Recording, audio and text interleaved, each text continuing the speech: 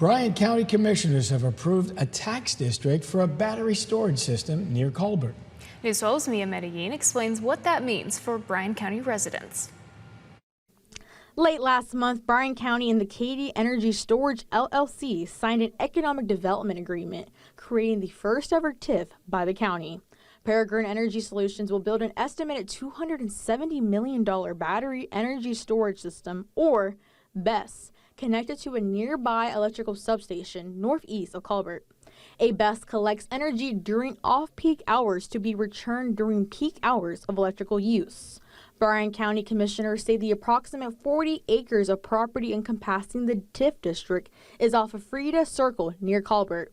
Bryan County District 2 Commissioner Justin Boone says this BESS will greatly reduce the need for any kind of rolling blackout or electricity shortage. Within the next 2.5 years, this field beside me will look completely different. This is where the battery energy storage system is going to be placed.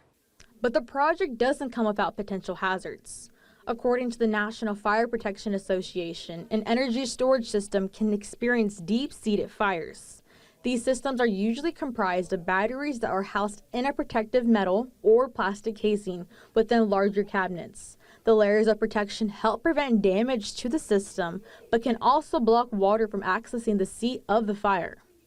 According to the Oklahoma Department of Commerce, a TIF is a public tool that reallocates newly generated tax dollars for up to 25 years for supporting development or redevelopment in certain limited areas of a city, town, or county. Boone also says the TIF will help attract more investment in the county's infrastructure down the road.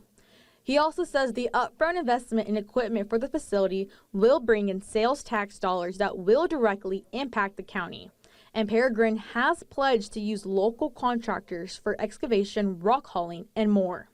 Boone also tells me that the TIF will help Colbert Public Schools since Peregrine chose this specific property that's inside the Colbert School District and close to a larger electrical substation.